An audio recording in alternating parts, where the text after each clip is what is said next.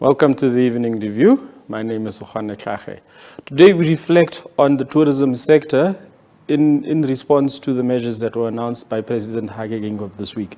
But before we go into that interview, please have a look at the front page.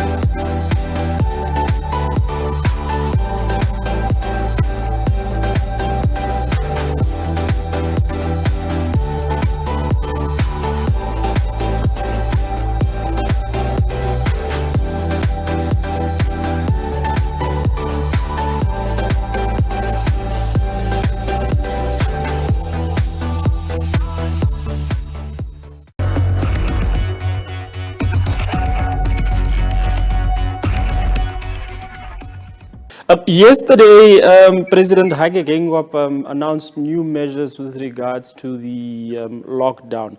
What are your reactions to these new measures and how do you see it impacting the tourism sector? Yeah, unfortunately, the new, more strict measures were almost to be expected given the COVID situation that Namibia is in at the moment. I think it's safe to say that we are in the worst position ever. Our COVID numbers have skyrocketed. Our hospitals and even our mortuaries are inundated, are actually overstretched now in terms of the capacity that we have. So stricter limits were to be expected.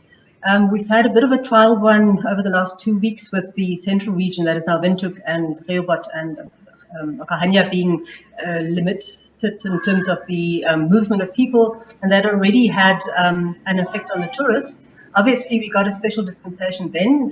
Tourists were allowed to fly in and with their negative test, plus the tickets and the proof of tourism plans and reservations, they were allowed in and out of the central area. And that was confirmed yesterday as well by both His Excellency the President and also the authorities to be that under the public health regulations currently in play, there is a special dispensation for foreign tourists. The Gazette that was issued then last night talks about tourists being able to travel freely in the regions with proof of their tickets and their reservations plus the negative test. At the moment, we are still sort of pondering about the situation with tourists from the local market, the domestic market, Namibians that want to travel to lodges. But it would seem as though at least for the next 2 weeks, there might just be some restrictions on local and domestic tourism, given that the Gazette of last year, September, speaks of tourism referring to the foreign tourists, those coming from across the borders only. But we're still waiting for confirmation on that. If one if one pays consideration to the state of the tourism sector right now with COVID-19, how would you, under how much pressure would you say the tourism sector is for lodges to be able to pay their employees and to be able to pay for their overheads? Would you say that it's in ICU? Yeah, we are on oxygen. I've spoken to some of our establishments, some of the HUN members, and they say the situation is far worse than it was last year this time. Because last year, it was just after the travel ban. Yes, there were huge losses and cancellations when our borders were closed in middle March to end of April, and then until September, actually, no foreign tourists. So there was a lot of losses in terms of bookings that were cancelled last year. But last year, this time, people still had some reserves. People still had access to some bank loans. We've reached a stage now where, yes, we've had a bit of a tourism revival initiative since September last year, and we're very proud of the trickling in of tourists with the airlines Ethiopian Airways and Eurowings flying into Namibia regularly since September. So there was a little bit of relief. It got us through the first half of year, which traditionally is the low season, the green season for tourism, so didn't have masses of tourism here. So there was already a subdued appetite for tourism because it's usually the low season anyway. and then with the hesitation from the international travelers in terms of the COVID restrictions already lower.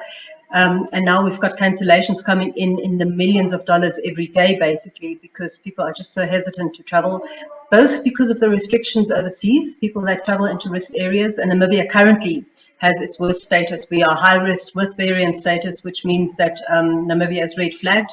All tourists coming into Namibia and returning home to Central Europe and even the UK and the US will be forced to quarantine for 14 days, and that doesn't bode well for tourism. So we've seen a lot of cancellations. We're running out of cash, out of reserves, and out of potential for banks to loan money. So we are at our worst at the moment, and yeah, the next 6 months will tell a tale. With the tourism revival initiative that was undertaken by the ministry or government, money aside, what are some of the interventions that you think government should perhaps look at sort of to ensure the survival of the tourism sector? We said from the beginning that it's very important for Namibia to keep its image going out there. So right from the start, last year in April, we had the first video put out with the help of the Namibia Tourism Board and advertising companies here and the industry to say, while the world is panicking or basically in lockdown, Namibia is waiting for you.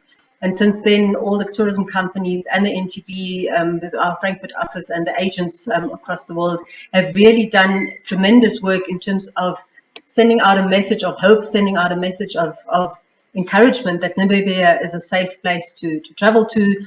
We've got our tourism safety protocols in place. We did, with the help of NTB, then put some of those tourism safety protocols in place, which were commended by the United Nations World Tourism Organization.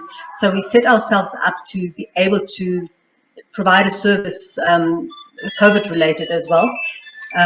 But since then, we've had a trial run going. People came in here since September last year, and we had a fair amount of good comments that Namibia really is a perfect country, a perfect destination to travel to because of our wide open spaces. It would seem from some of the comments that we did receive in the meantime is that we haven't been all that serious about the application of those safety measures. So in terms of us wearing our masks, washing our hands, keeping social distance, there were some complaints by travel agents and also those agents that came to scout Namibia that Namibia was not strict enough on those rulings, and maybe it's payback time now. We've seen our numbers rise, although I still would like to argue that the bulk of the transmissions, the spread of the virus has not happened in isolated tourism hotspots, but rather us as community within Namibia. We've contributed to the major spread of the COVID virus. But still, I mean, we are where we are at the moment. Our COVID numbers are alarmingly high, also in international comparison terms. So what needs to be done now is for us as Namibians to stand together and for us to formulate, first of all, we need to get our numbers down. We need to get back to normal in terms of the capacity of all our service providers. But then as Namibia, as a nation, as a government, we need to send out a message of hope and of encouragement once again to say, this is what Namibia is, that's what we stand for, this is what we can offer, and we welcome back tourists, investors, and the world back to Namibia. That's very important. Our communication and our messaging is something that we need to file and be very particular about, that it comes from an all-of-country approach. There seems to be a perception that local tourists are being shunned in favor of foreign tourists who bring forex into the country and are willing to pay higher prices.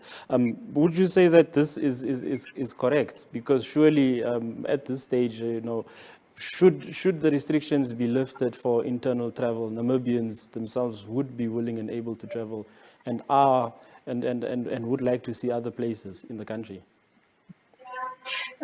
We've heard that argument, and especially last year, that accusation was made quite frequently. I can only refer back to some of the documentation that we still have in our files, and that is of a domestic tourism campaign, both by the Ministry of Environment and Tourism and also the Namibia Tourism Board, going back as far as 2006. I've just went through my files because we're preparing for the Hung Congress, which we had to postpone again for the third time. in 2018, we had a congress by the name of Tourism Begins at Home. So the local tourism market has always been an element of our agenda. Yes, I have to admit that when we look at the statistics, the Namibian tourism component, Namibians traveling to our lodges, and I can only speak for accommodation, which shun represents, the percentage of accommodation occupancies by Namibians was always around 20-21% under normal circumstances. Our key market is still Central Europe, UK, France, Italy, the Balkans, Scandinavia, and then the Asian market and a little bit of the United States. But Namibians have always played a fifth of our occupancy of our business.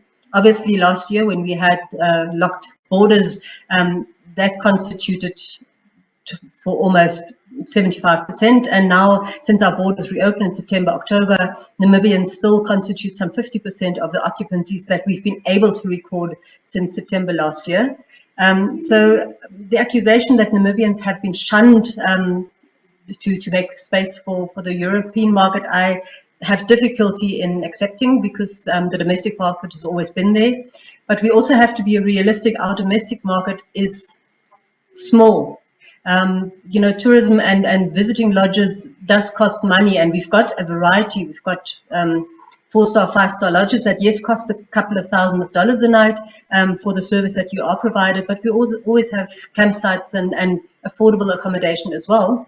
But given that the availability of free money is not as high as one would like to be able to sustain a tourism product that Namibia has been investing in for the last 20 years. We've got beautiful lodges. The capital that has been invested in this country basically represents billions of dollars in investment. And yes, the product that we have put together has been speaking to the interests of the foreign tourists in terms of the wonders of our nature, the wide open spaces, the isolated spiritual experience that we offer. Namibians, and I take myself as one of them, if I have money to spare, I would look beyond to visit Cape Town or, Europe and do some international travel. So fair to say that the Namibian market is restricted in terms of the availability of cash and the interest of our people in visiting some of the tourism icons that we have developed over the years. Certainly there is reason for us to contemplate on that, and a lot of efforts have been done to play around with product placement and specials. That has always been the case. Look at the example of NWR and many other companies that have put out Namibian specials, SADC specials. So for Namibians to say that they've been shunned is a bit unfair. It's also the willingness of Namibians to actually honor their country, visit their country, and pay attention to what Namibia has to offer and appreciate what we have to offer and be willing to pay to be able to enjoy that kind of scenery. It costs to set up tourism operations, and somehow those costs need to be recovered. And at the moment, Namibia would also do well to somehow attract foreign currency into this country, because our economy is suppressed. And, Namibians travel, as much as we appreciate that, would only help circulate funding and money into Namibia. But Namibia, the economy, for it to survive, we need forex. Thank you very much for joining us on the evening review, ma'am. Any closing remarks? Yeah, I would just like to appeal to all Namibians that it's now time for us to stand together, to take hands. Well, not really. We are supposed to honor social distancing, but it really is about flattening the curve. We need to do what is right, what we've been asked to do, and that is keep our social distance, wear our masks. Many have said it. The president has said it himself yesterday as well. The key success to us winning the war against COVID would be to strengthen our immune system and to get vaccinated. So an appeal to all Namibians to do the right thing. Thank you. Enjoy evening. Thank you.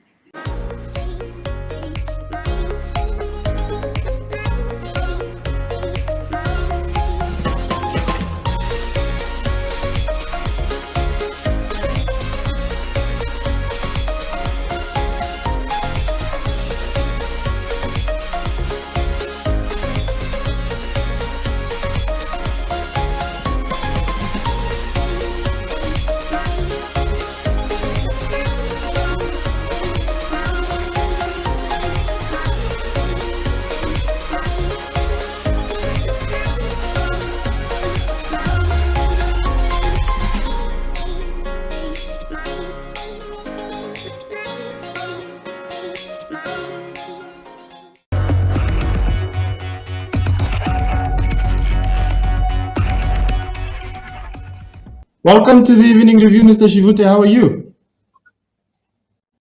I'm doing good, thank you. Thanks a lot for having me.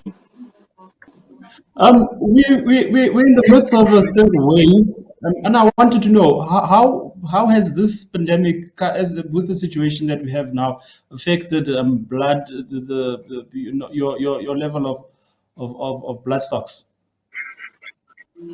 Yes, the Namibia Blood Transfusion Service is currently experiencing a low blood supply. We have seen a significant drop in collections, especially over the preceding 3 weeks, with what you refer to, which is the third wave of the COVID-19 pandemic. So we are appealing to all individuals who are eligible to donate at this time, who are healthy and able to donate, to do so, because have dropped significantly. As a result, we've also had to significantly cancel a lot of blood donations in this period, which has now also aided to the current low blood stock which we are currently experiencing. And we have seen institutions such as schools and various other educational institutions closed down. And we had initially planned to do blood donation sessions at some of these institutions to help mitigate and meet the gap between what NAMBTS is able to supply to patients as well as what the hospitals are demanding. So currently, we are experiencing a low blood supply as a result of the current pandemic and this new third wave that the entire country is experiencing.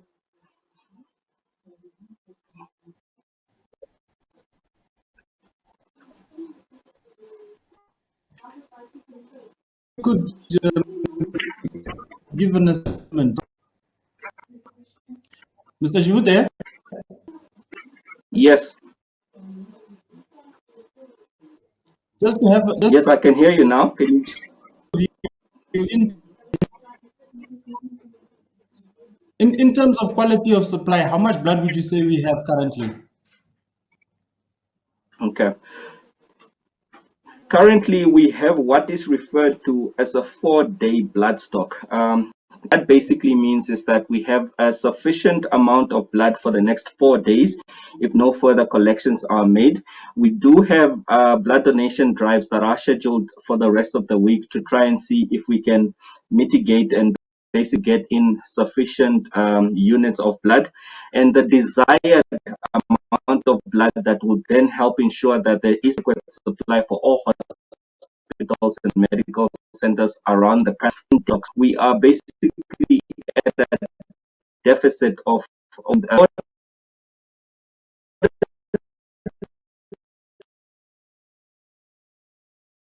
to meet the demand. Hospitals require three preceding 2 weeks. We've had averaging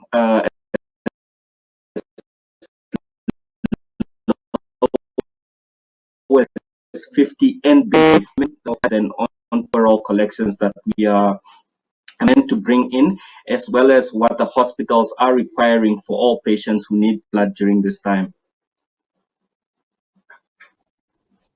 In terms of how blood collection is done for the blood transfusion service, is it would you consider procuring blood from outside the country? Has it happened before, where you have got situations where they're critically low, low? Currently, all reserve collections will still be made within the country. We do know that countries such as South Africa are experiencing shortages that are lower than us. So it is very unlikely that we would consider that option. And we are then trying to find any mitigating factors to try and see how we can help ensure that we make collections throughout the upcoming 2 weeks to help ensure and gradually grow the blood stock for hospitals and medical centers. So currently there are no considerations of us actually collecting blood or getting units of blood abroad. And I just need as well that blood products are made of living cells. So we need to ensure that process of processing as well as issuing and distributing these blood and blood products, none of that is brought into disrepute, and the quality and safety aspect of blood transfusions is maintained.